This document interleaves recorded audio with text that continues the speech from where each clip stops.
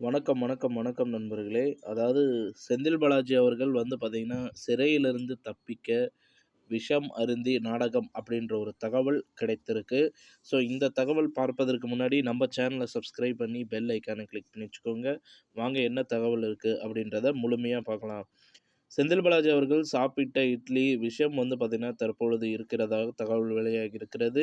So அதில வந்து பார்த்தீங்கன்னா, நமது செந்தில் பாலாஜி அவர்கள் காலை உணவுல வந்து பார்த்தீங்கன்னா, சாப்பிடுற அந்த உணவுல விஷம் இருந்ததாக தற்போது தகவல் வெளியாகி விட்டிருக்குது. ஸோ வயிற்று வலி காரணமா மருத்துவமனையில் அனுமதிக்கப்பட்டு இருக்கிற அ செந்தில் பாலாஜி அவர்கள் முதல்ல இட்லி வந்து கெட்டு போனது காரணமா தான் வந்து பார்த்தீங்கன்னா, வயிற்று வலி வந்ததாகவும் மருத்துவர்கள் வந்து குறிப்பிட்டு சொல்லியிருக்கிறாங்க.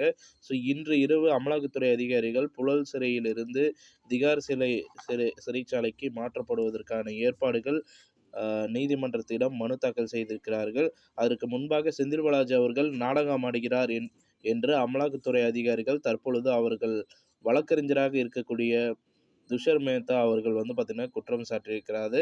ஸோ அவர்கள் வந்து பார்த்தீங்கன்னா, தற்பொழுது மீண்டும் வந்து பார்த்தீங்கன்னா, நீதிமன்றத்திற்கு மனு தாக்கல் ஒன்று செய்திருக்கிறார்கள். எல்லா வசதிகளும் செந்தில் பாலாஜி அவர்களுக்கு இருப்பதன் காரணமாகத்தான், அவர் இங்கே இருந்து கொண்டு சிறையில் இருக்காமல் மருத்துவர்கள் ஓய்வெடுக்கக்கூடிய அறையில் தங்கியிருக்கிறார் என்றும், தினம்தோறும் 35,000 ரூபாய் செலவு செய்கிறார் அப்படின்ற மாரி தகவல்கள் வெளியாகி இருக்கிறது. அதுவும் அல்லாமல் ஆதாரத்துடன் வந்து பார்த்தீங்கன்னா வெளியிட்டிருக்கிறார்கள். பல வசதிகளை புழல் சிறையில் டிஜிபி செய்து கொடுத்திருக்கிறார் என்றும் நீதிமன்றத்தில் வந்து பார்த்தீங்கன்னா தகவல்களை வெளியிட்டிருக்கிறன. ஸோ அமலாக்கத்துறையே ஒதுக்கப்படாத அமைச்சராக இருக்கக்கூடிய அதாவது துறையே ஒதுக்கப்படாத ஒரு அமைச்சராக இருக்கக்கூடிய செந்தில் பாலாஜி அவர்களுக்கு எதற்காக அமைச்சர் பதவி என்றும் மேலும் கேள்விகளையும் வந்து கேட்டிருக்கிறார்கள். உற்சவத்த அதாவது அவர்கள் புழல் சிறையில் இருந்து உடனடியாக டெல்லி கொண்டு சென்றால் தான் செந்தில் பாலாஜியிடம் இருந்து ஆதாரங்களை பெற முடியும் என்று ஆதாரங்கள் அளிக்கப்படும் என்றும் வந்து பார்த்தீங்கன்னா, துஷர் மேத்தா அவர்கள் வந்து கூறியிருக்கிறார். இத்தனை நாட்கள் வந்து பார்த்தீங்கன்னா போய்விட்டது.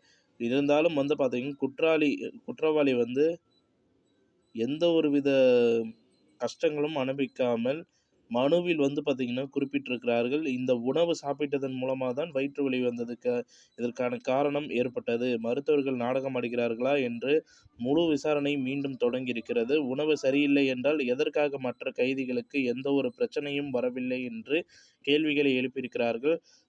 துஷர் மேத்தா அவர்கள் முழுமையாக நாடகமாடுகின்ற செந்தில் பாலாஜி அவர்கள் டெல்லிக்கு செல்லாமல் இருப்பதற்காக நாடகத்தை மீண்டும் தொடங்கியிருக்கிறார். ஸோ திமுக தலைவரும் தமிழக முதல்வருமான ஸ்டாலின் அவர்கள் சொன்னபடி முதல்வர் ஸ்டாலின் அவர்களே வந்து பார்த்தீங்கன்னா, பேச்சை கேட்டு செந்தில் பாலாஜி அவர்கள் செய்து வருகிறார். ஸோ இதில வந்து பார்த்தீங்கன்னா, நாங்க எந்த ஒரு குற்றச்சாட்டுகளையும் வைக்கல. இருந்தாலும் குருசாமி அவர்கள் வந்து இதற்கு நீதிமன்றம் உடந்தையாக இருக்கக்கூடாது என்றும் வந்து பார்த்தீங்கன்னா, அந்த மனுவுல தாக்கல் செஞ்சிருக்கிறாங்க.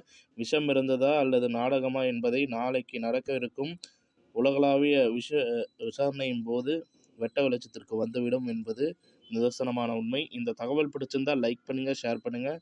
மறக்காம நம்ம சேனல சப்ஸ்கிரைப் பண்ணி பெல் ஐகான கிளிக் பண்ணி வச்சுக்கோங்க. நன்றி, வணக்கம்.